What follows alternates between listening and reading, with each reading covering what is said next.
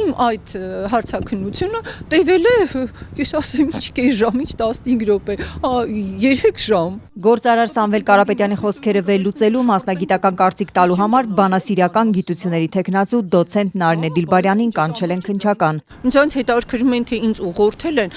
անկեղծ ասեմ, գիտեք, ինձ համար դա շատ վիրավորական էր։ Քանի որ ես միշտ եղել եմ հայոց եկեղեցու կողքին ու հայ ժողովրդի կողքին, ունենալու եմ անմիջական մասնակցություն, եթե չհաջողվի քաղաքական գործիչներին, ուրեմն մենք էլ մեր ձևով ենք մասնակցելու այդ ամեն ինչին։ Արդյոք Սամվել Կարապետյանի այս խոսքերում կոչ կա։ Կարապետյանի պաշտպանական խմբից Ռուբեն Հակոբյանը դիմել է գրականագետներին ու լեզվաբանին, որ մասնագիտական կարծիք հայտնեն։ Քննչական կոմիտեն եկեղեցու պաշտպանության մասին այս մեկնաբանությունը ներկայացնում է իշխանությունը զավթելու կոչ ու բանտարկել է գործարարին։ Ես ներկայացրել եմ կարծիք, որտեղ լեզվաբանորեն հիմնավորել եմ, որ խոսքային այդ շղթան շարահյուսական եւ ձևաբանական ու ոճաբանական տեսանկյունից չի ենթադրում կոչ, այսինքն չի ենթադրում երկրորդ կողմի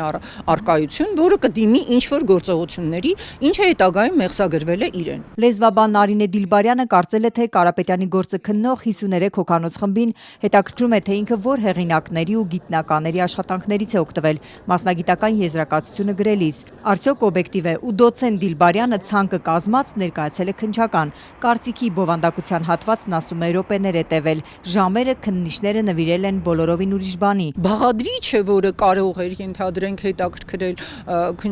քննչական կոմիտեին, թե ինչպիսի գրականություն կա այդպիսի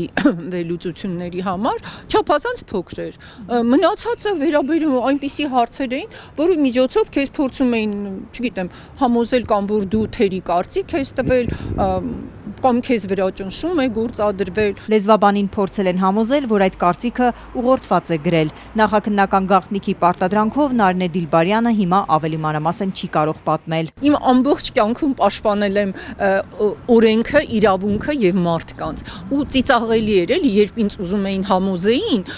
տարբեր բառաշրջումներով, շրջասույթներով, փոխաբերություններով, որ ինձ վրա ճնշում են գործադրել կամ ինձ ուղղորդել են։ Գիտեք, մասնագետին ուղղորդելը ծիծաղելի։ Որ կոչ չկա Կարապետյանի հայտնի մեկնաբանությունում եզրակացրել են նաև գրականագետները, որոնց դիմել է փաստաբան Հակոբյանը։ Քննչականի պնդմանը հակասող մասնագիտական կարծիքների բոլոր հեղինակներին օրեր առաջ հարցաքննել են ժամերով։ Ընդ որում այս կարծիքները պաշտպանական խումբը ամիսներ առաջ է ներկայացրել քննչական կոմիտե ու դատարաններ, բայց դրանք հաշվի չեն առել։ Ամիսներ անց են որոշել հեղինակներին հարցաքննել ու իրենց կարծիքների դրդապատճառը պարզել։ Եթե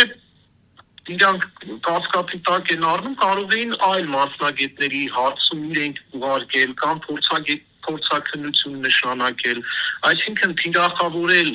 տվյալ բնագավառի մասնագետին խուզարկություն կատարել նրա բնակարանում միանշանակ խոսում է, որ բանեցնում է ճնշման մեթոդներ։ Որ քրեական գործով կարծիք հայտնող փորձագետներին էլ հարցաքննության կանչեն, փաստաբան Ռուբեն Հակոբյանն իր պրակտիկայում չի հիշում։ Քրեական գործով զբաղվող շատ փաստաբանների հետ եմ ես շփվում,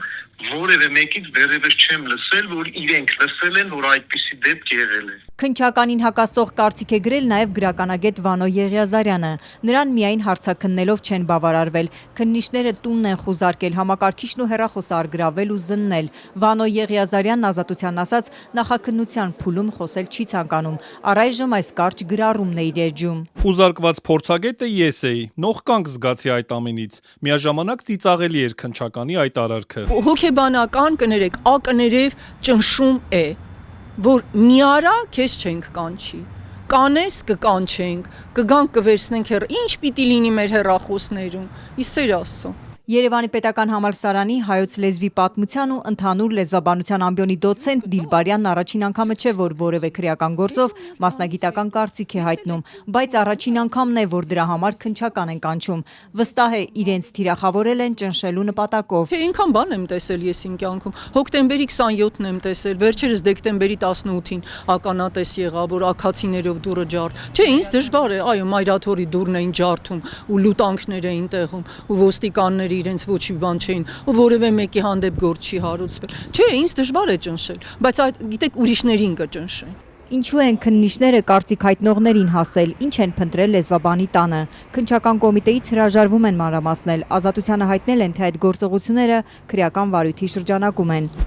Տաշիր գրուպի սեփականատերը 7 ամիս է ազգային անվտանգության ծառայության նկուղում է։ Իրավապահների թիրախում հայտնվեց եկեղեցին Փաշինյանի արշավից պաշտպանելուց ժամեր անց։ Վարչապետը հրապարակային սպառնացել էր, ընդմիշտ պասիվացնել հոգևորականների բարեգործներին։ Դրանից հետո Սամվել Կարապետյանը կալանավորվեց։